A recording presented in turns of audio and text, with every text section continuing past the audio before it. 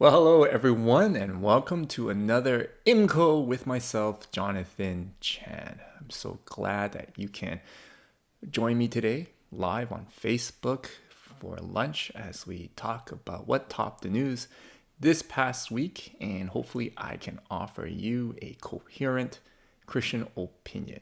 My Christian opinion, hence it's IMCO, in my Christian opinion. So, what topped the news this past week? Well, over the weekend, there was a news article on CTV. And again, I put the link at the bottom of this video for your perusal. And it was about FOMO, or not even FOMO. It's to use FOMO, to leverage FOMO, to convince young people to get vaccinated. Now, just for your information, I'm vaccinated. I only had my one jab. I'm looking forward to my second jab. And after the public health announcement yesterday, we are so close, so very close in getting back to normal routines and normality. And so, message for all of us, please behave. Don't screw this up. We're on the right trajectory. If we could continue this and keep this up and everybody could get vaccinated and get their second vaccine soon, hey, we'll be back to normal by probably as early as July 15th. Isn't that great? I can't wait to see all of you, especially as a pastor. I can't wait to see my folks physically finally. And so hopefully, as long as we behave, and mental note, a little bit of a note for those folks over there at English Bay, please don't screw this up.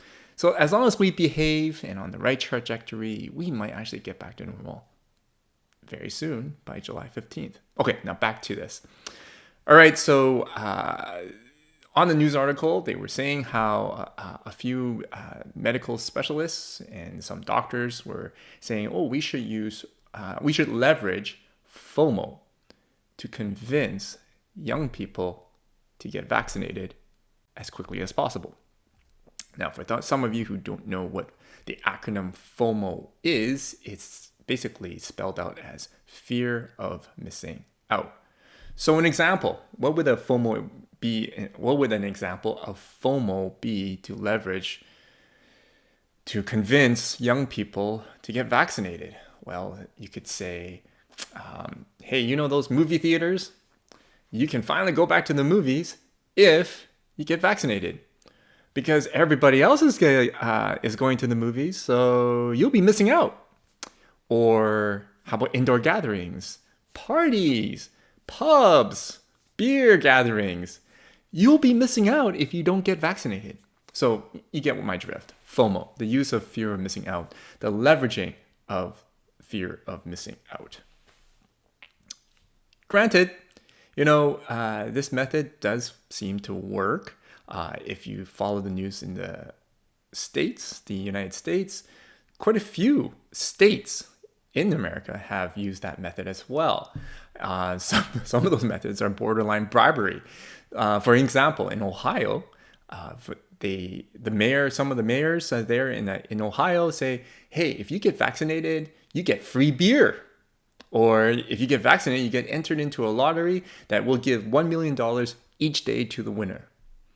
Okay, fine. That's and their vaccination percentage have gone up dramatically, which is great. But is that really something that we should do? Case in point with this article for the FOMO, should we leverage FOMO? Because to me, at first glance, at first read, it seemed appropriate. It seemed very appropriate. It's a great tool. But then another part of me suddenly creeped in and said, but this is borderline patronizing the young people. Basically, what I mean is by leveraging FOMO, you're actually telling the young people that they're too dumb to make a good decision. That basically you're telling them that, hey, because you're young and stupid, you cannot make a good decision. And so therefore, we need to put a carrot out there in order for you to make the right decision. That's patronizing.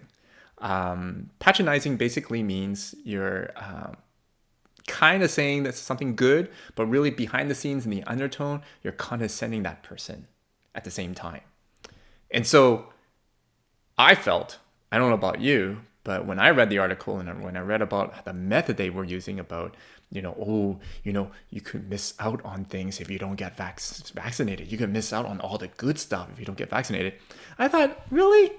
Do the young people really need to know that, or really need that method, or really need to tell them that they're going to miss out on things? Why can't they make a really good decision on their own and just read the science and read the general consensus and get the information and make their own judgments calls? Why do we need to tell them that? And why do we need to tell them that they're too stupid to make a good decision? I think young people are bright enough, intelligent enough to make great decisions and very good decisions. Because contrary to what I've seen in many adults who are way older, 10 to 20 years older than they, I don't see many adults making good decisions lately. So why patronize them?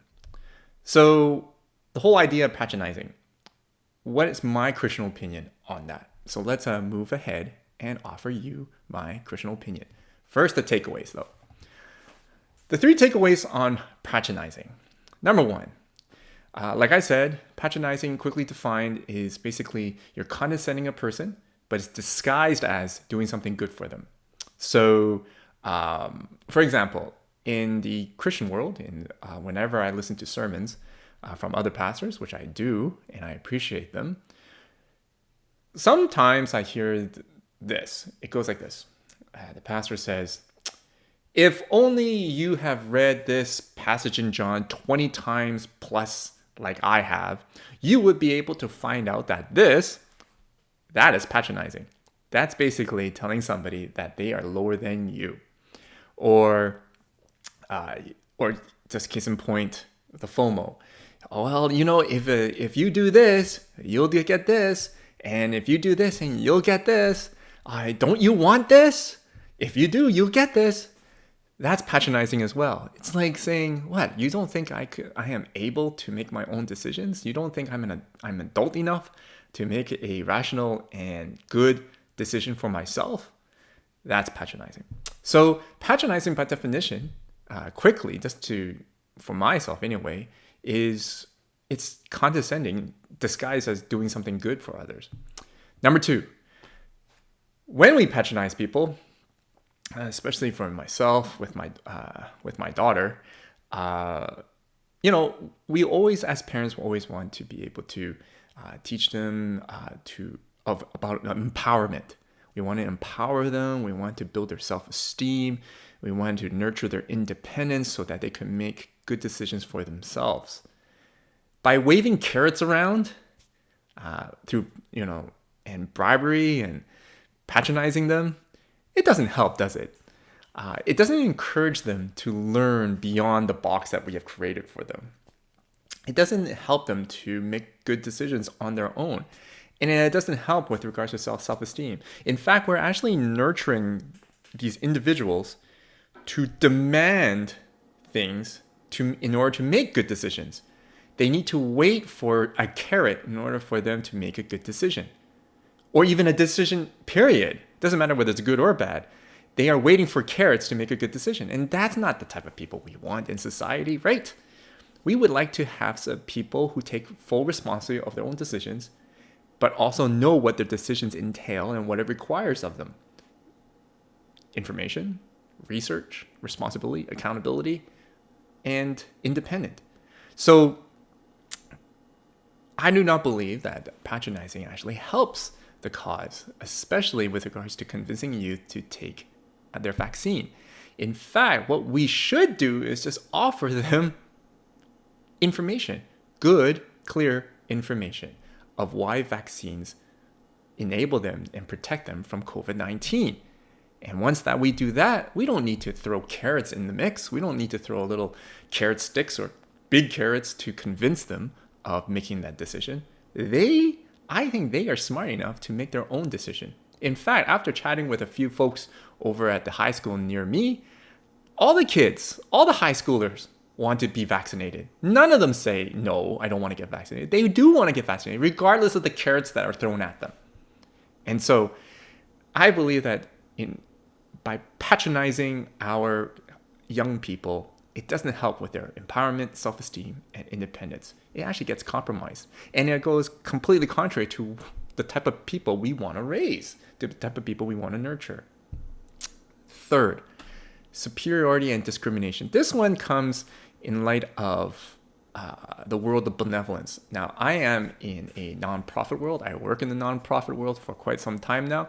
In fact, after counting the number of years, I've worked in this industry for 10 years now.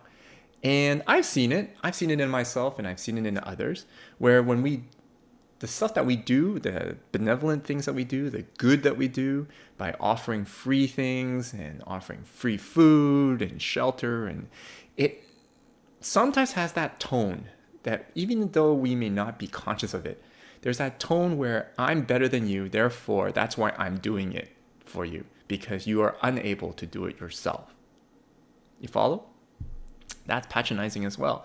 It's saying to people that we are far more superior than you, and we know better than you, and so therefore we are giving this to you because you can't do it yourself. And unfortunately, historically, if you run through that line back in history, there's a little bit of discrimination as well. Not a little bit, a lot. There are some discrimination that a particular race or ethnicity is incapable of making of good decisions and being able to survive on their own, and therefore we need to do it for them. Oh, case in point, there wasn't actually another hot news item this past week, and it was a revelation of an indigenous lawyer who came out and said that way back in the 1980s, I can't remember, 1980s and 1990s, social workers basically forced indigenous women or indigenous girls to have IUDs inserted into them. And for those of you who don't know, IUDs are a form of birth control. And so they were forced to take IUDs. And that is discriminatory, and that's patronizing, isn't it? Basically, you're telling the indigenous girl that she is incapable of making good decisions for herself. So that's another another news article about patronizing.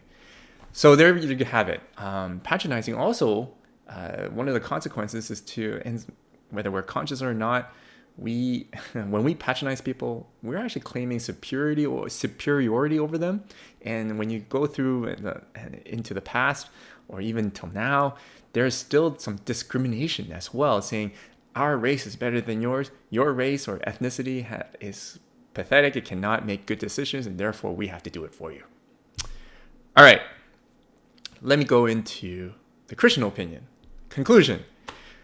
The question is, did Jesus ever patronize his people? Did Jesus patronize me or patronize you who are maybe Christian viewers and listeners? Did he ever say, look what you're missing if you don't believe in me? Well, scouring through the Bible and especially through the New Testament, because, hey, I asked, that's where Jesus was mentioned overtly. No, he didn't. He didn't say, look what you're missing. Look, that if you believe in me, you're going to get all this. He didn't say that. He didn't say that. Tell people or he didn't leverage FOMO to patronize people.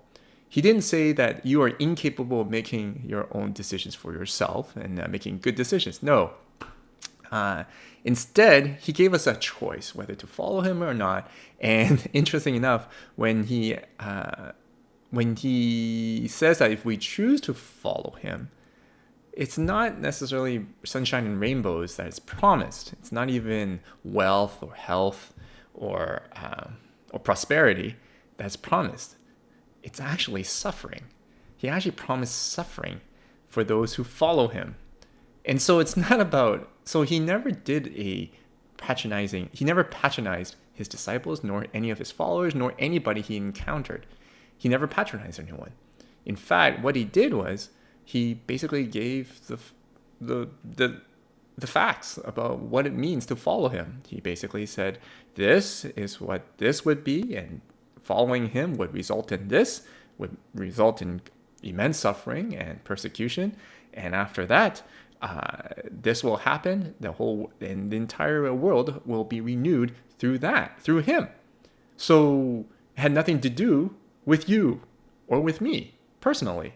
There was no leverage on our selfish desires, no leverage on what we want for ourselves. And that's what patronizing is. It's actually leveraging on our own little desires inside of us.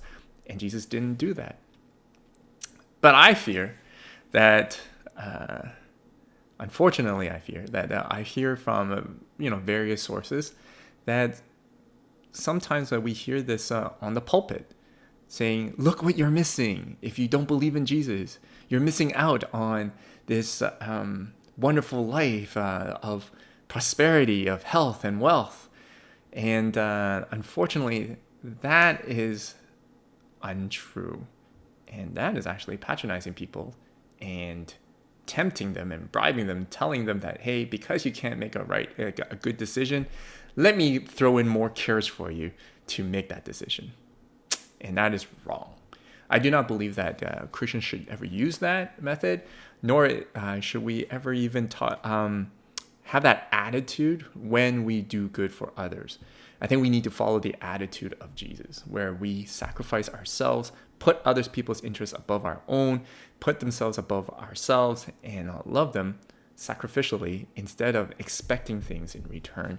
And having that attitude of saying, hey, because you can't do it yourself, I have to do it for you. No.